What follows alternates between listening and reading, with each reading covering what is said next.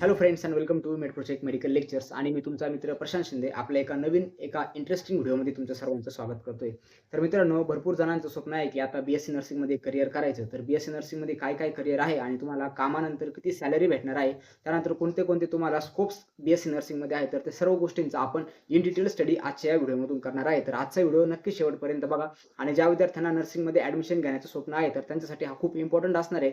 येणाऱ्या 5 वर्षामध्ये नर्सिंग फील्डमध्ये काय-काय चेंजेस होतील आणि कशा पद्धतीने तुम्हाला अजून 5 वर्षानंतर सॅलरी असणार आहे. सर्व इन डिटेल डिस्कशन आपण आजच्या व्हिडिओमध्ये करणार आहे. त्यासोबत तुम्हाला कुठल्या-कुठल्या जॉब अपॉर्च्युनिटीज बी-एस-सी नर्सिंग केल्यानंतर भेटणार आहेत, तर ते पण आपल्याला आजच्या व्हिडिओमधून समजणार आहे.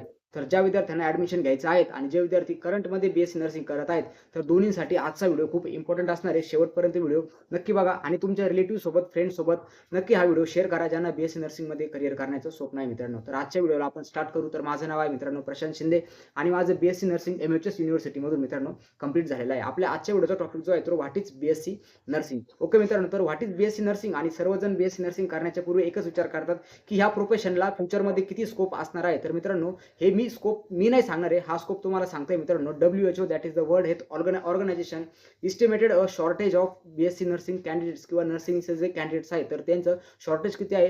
4.5 मिलियन नर्सेस. ओके, 2030 पर्यंत 4.5 मिलियन नर्सेसचं शॉर्टेज आपल्या वर्ल्ड वाईड असणार आहे. आणि सध्या जे आहे, तर सध्या आपल्याकडे 29 मिलियन्स नर्सेस आहेत आणि 2.2 मिलियन मिडवाईज आहेत आणि अजून येणाऱ्या 5 वर्षामध्ये 4 मिलियन नर्सेसची गरज ह्या पूर्ण जागतिक पातळीवर मित्रांनो लागणार आहे. त्यामुळे बी-एस-सी नर्सिंग हा असा कोर्स बनलेला आहे, हा खूप डिमांडेबल कोर्स सध्याच्या स्थितीमध्ये झालेला आहे. भरपूर जण मेडिकलला येताना विचार करतात, भरपूर जणांचं स्वप्न असतं एम-बी-बी-एस आणि एम-बी-बी-एस नंतर सध्या सर्वांचं स्वप्न जे आहे, तर ते बी-एस-सी नर्सिंगकडे वळलेलं आहे. कारण की गव्हर्नमेंटमध्ये किंवा अब्रॉडमध्ये भरपूर सर्व अपॉर्च्युनिटीज बी-एस-सी नर्सिंगसाठी सध्या ओपन अप होत आहेत. त्यामुळे जे पण विद्यार्थी आता या फील्डमध्ये इंटरेस्टेड आहेत किंवा जे याच्यामध्ये इन्क्लूड होतील, त्यांचं फ्युचर नक्कीच आहे मित्रांनो ब्राईट असणार आहे. ओके, तर आपण बघू बी-एस-सी नर्सिंग विषयी थोडक्यात अजून बाकीच्या इन्फॉर्मेशन्स, कुठे-कुठे जॉब अपॉर्च्युनिटीज आहेत, कशा पद्धतीने सॅलरी असते आणि कशा पद्धतीने तुम्हाला ॲडमिशन घ्यायचं आहे. ओके मित्रांनो, तर आजचा जो टॉपिक असणार आहे, सर्वात पहिला आपण बघू बी-एस-सी नर्सिंगचा ओव्हरव्ह्यू. ओके, हा एक 4 वर्षाचा अंडर ग्रॅज्युएट मित्रांनो प्रोफेशनल डिग्री कोर्स आहे. कुठला डिप्लोमा वगैरे नाही, हा एक तुमचा डिग्री कोर्स आहे आणि याने तुम्हाला एक ग्रॅज्युएशन भेटणार आहे. ओके, त्यानंतर आता जे बी-एस-सी नर्सिंग जे आहेत, ते कॅन्डिडेट्स असतील किंवा जे नर्सेस असतील,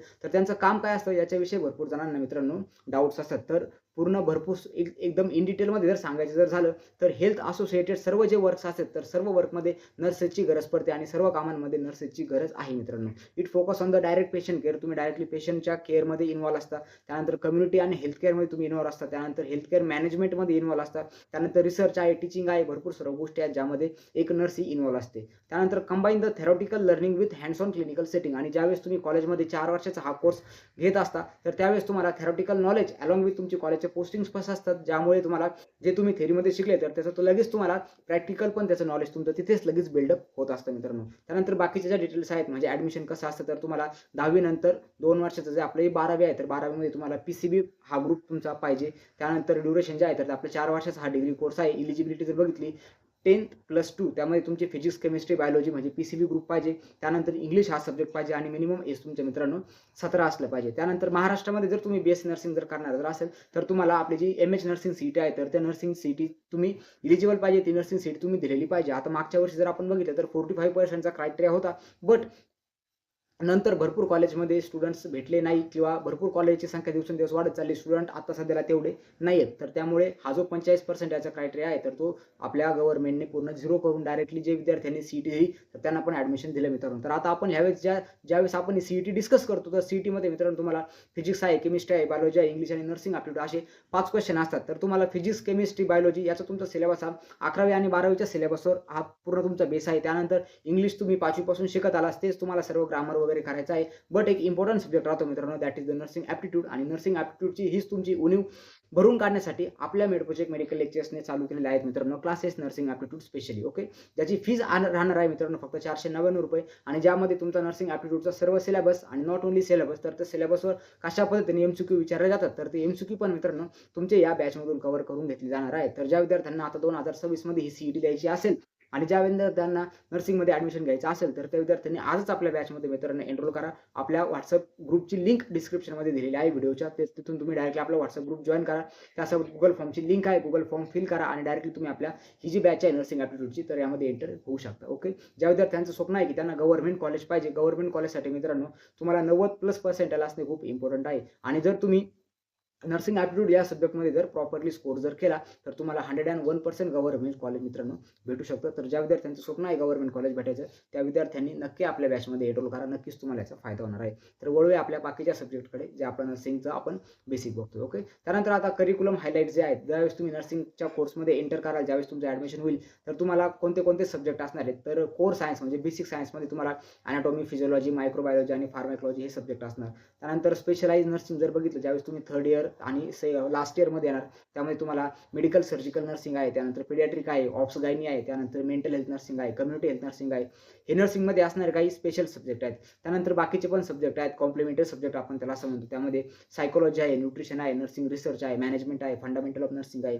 तर अशा पद्धतीचे एकूण 30 ते 35 सब्जेक्ट तुम्हाला BSc नर्सिंग या 4 वर्षाच्या कोर्समध्ये करायचे असतात.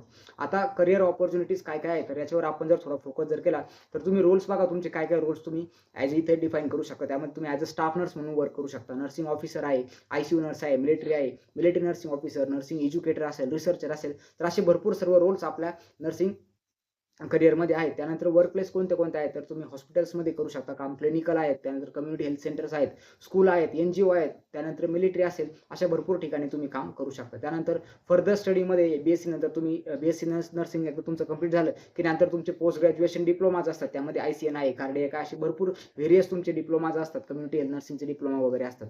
त्यानंतर तुम्हाला MSc नर्सिंग करता येतं म्हणजे तुम्हाला पोस्ट ग्रॅज्युएशनमध्ये तुम्हाला एक स्पेशलाइज सब्जेक्ट घेता येतो.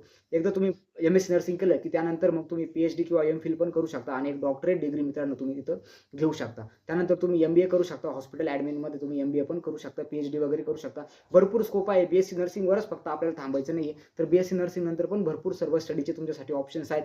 तर तिथून तुम्ही तुमचं एका फ्युचरला एक प्रॉपरली डायरेक्शन मित्रांनो देऊ शकता. त्यानंतर ग्लोबल ऑपॉर्च्युनिटीज पण आहेत. तुम्ही आउट ऑफ पण जाऊ शकता. युरोपियन कंट्रीज असेल, त्यानंतर गल्फ कंट्रीज असेल, सर्वकडे नर्सिंगचा खूप सध्या डिमांड चालू आहे आणि लगेच पण जॉब पण तुम्हाला मित्रांनो भेटून जातात पासिंग आउट झाले. ओके. त्यानंतर आता आपल्या भारतामध्ये जर बघितलं तर कशा पद्धतीने तुम्हाला जॉब ऑपॉर्च्युनिटीज आहेत तर त्यामध्ये तुम्ही एकतर टीचिंग क्षेत्रामध्ये जाऊ शकता. त्यानंतर प्रायव्हेट हॉस्पिटल्स आहेत आणि गव्हर्नमेंट हॉस्पिटल आहेत. आता ज्यावेळेस आपण प्रायव्हेट आणि गव्हर्नमेंट हॉस्पिटल डिफाईन करू तर आता आपण महाराष्ट्रामध्ये जे गव्हर्नमेंट आहे म्हणजे आपलं स्टेट गव्हर्नमेंट आणि सेंट्रल गव्हर्नमेंट तर असं दोन्हीला आपण मित्रांनो थोडक्यात आपण डिफरन्शिएट करू आणि मग त्यानंतर बघू की कुठे आपल्याला कसा स्कोप दिसतोय. ओके. तर आता जॉब्स इन क्लिनिकल सेटिंग जर आपण बघितलं तर आपल्याला प्रायव्हेट हॉस्पिटल्समध्ये 2 टाइप्स आहेत. एक तर तुम्ही अक्रॉस इंडिया भारतामध्ये कुठे पण तुम्ही पास आउट झाल्या इंटरव्ह्यू देऊ शकता कुठल्या पण प्रायव्हेट हॉस्पिटलमध्ये आणि डायरेक्टली तिथं तुम्ही जॉबला लागू शकता. तिथे तुम्हाला 25,000 ते 30,000 रुपये मित्रांनो बेसिक सॅलरी आपली स्टार्टिंग सॅलरी BSc नर्सिंग नंतर भेटून जाते. त्यानंतर जो तुम्ही अक्रॉस वर्ल्ड जर जाण्याची किंवा तुम्हाला जर अब्रॉडमध्ये जर जाण्याची जर इच्छा जर असेल तर तुम्ही तिथे प्रायव्हेट हॉस्पिटल्समध्ये काम करू शकता. जिथे तुम्हाला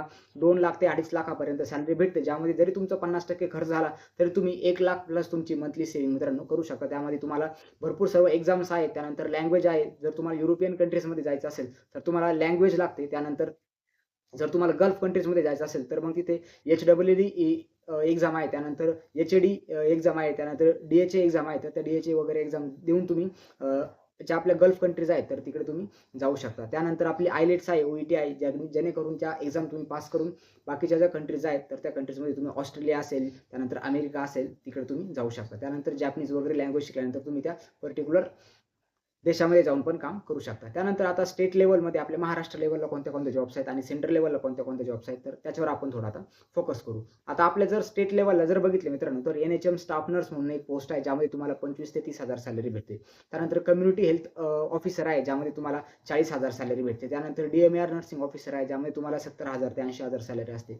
DHS नर्सिंग ऑफिसर आहे ज्यामध्ये तुम्हाला 60,000 ते 70,000 पर्यंत सॅलरी मित्रांनो भेटते आणि या पर्टिक्युलर जॉबसाठी तुम्हाला जाण्यासाठी तर तुम्हाला ते एक्झाम देणं गरजेचं आहे. DHS, DMAR प्रत्येक 2-2, 3-3 वर्षातून आपले महाराष्ट्र सरकार पोस्ट काढत असतं. त्यानंतर कम्युनिटी हेल्थ ऑफिसरच्या पण पोस्ट निघत असतात. त्यासाठी तुम्हाला तुमचं अकॅडमिक स्ट्रॉंग बनवायचं आहे. अकॅडमिक तुमचं स्ट्रॉंग जर असेल तर तुम्ही पास आउट झाल्या या एक्झाम्स देऊ शकता आणि तुम्ही एक गव्हर्नमेंट सर्वंट मित्रांनो बनू शकता. त्यानंतर आता स्टेट नंतर जर आपण सेंट्रल लेव्हल जर बघितलं तर सेंट्रल लेव्हलला असणाऱ्या सर्व ज्या जॉब्स आहेत सर्वची सॅलरी सध्या मित्रांनो 7वं वेतन आयोग चालू आहे आणि आता 2026 मध्ये 8वं वेतन आयोग लागू होते. तर 7वं वेतन आयोग प्रमाणे मित्रांनो 90,000 ते 1 लाख पर्यंत आपली सॅलरी सध्या सेंट्रल गव्हर्नमेंटला आहे आणि आता 8व्या वेतन आयोगमध्ये ही सॅलरी 1,30,000 प्लस मित्रांनो नक्कीच जाणार आहे. ओके. तर ESIC नर्सिंग ऑफिसर आहे, मिलिटरी नर्सिंग ऑफिसर आहे, त्यानंतर BSF नर्सिंग ऑफिसर आहे, त्यानंतर DSSB आहे, त्यानंतर RML आहे, त्यानंतर एम्समध्ये आहे. नॉर्सेटची एक्झाम सध्या खूप फेमस एक्झाम आहे नर्सिंगमध्ये. त्यानंतर रेल्वे नर्सिंग सुपरिटेंडंट आहे म्हणजे RRB एक्झाम आहे, BHU नर्सिंग ऑफिसर. अशा भरपूर सर्व अनगिनत एक्झामिनेशन तुम्हाला सेंट्रल लेव्हलला पण बघायला भेटतील. यामध्ये अजून इस्रो वगैरे पण आहे, पण ज्या आपल्या मेन आहेत तर मी त्या याच्यामध्ये टाकले ज्याच्या पोस्ट पण जास्त निघतात. ओके. त्यानंतर आता नेक्स्ट जर बघितलं, आता आपल्याला जॉब तर समजले की कुठे-कुठे आपल्याला जॉब्स आहेत. आता आपण बघू की सॅलरी स्लिप्स. ओके मित्रांनो. तर ही एक BSc नर्सिंग पास आउट जो नर्सिंग ऑफिसर आहे एम्समध्ये, तर त्याची मित्रांनो सॅलरी स्लिप आहे. तर इथे तुम्ही ग्रॉस सॅलरी बघू शकता. 96,908 ही स्टार्टिंग सॅलरी आहे. त्यामध्ये टोटल डिडक्शन वगैरे जे आहे तर ते 16,000 डिडक्ट होऊन मित्रांनो ₹80,671 डायरेक्टली तुमच्या अकाउंटमध्ये फक्त 30 दिवसांच्या सॅलरीचे आहेत. ओके. 1 महिन्याची सॅलरी ही तुमची ₹96,000 आणि ही मित्रांनो स्टार्टिंग सॅलरी आहे. ओके. त्यानंतर आता नेक्स्ट आपण बघू सीनियर नर्सिंग ऑफिसर आहे. ज्या नर्सिंग ऑफिसरला 5 ते 6 वर्ष एम्समध्ये काम करून झालेले आहेत. आता ही सॅलरी स्लिप बघा डिसेंबर 2023ची आहे. इथे नाव वगैरे आपण सर्व हाईड केले आणि तर टोटल सॅलरी बघा मित्रांनो, ग्रॉस सॅलरी आहे ₹1,16,574 आणि ही नर्सिंग ऑफिसरची सॅलरी आहे. ओके. त्यानंतर टोटल डिडक्शन ₹28,000 आहेत आणि बाकीची सॅलरी ॲज इट इज तुमच्या जे अकाउंट आहे तर त्या अकाउंटमध्ये मित्रांनो जमा होणार आहे. असं नाही की हे डिडक्शन सर्व गव्हर्नमेंटचे आहेत.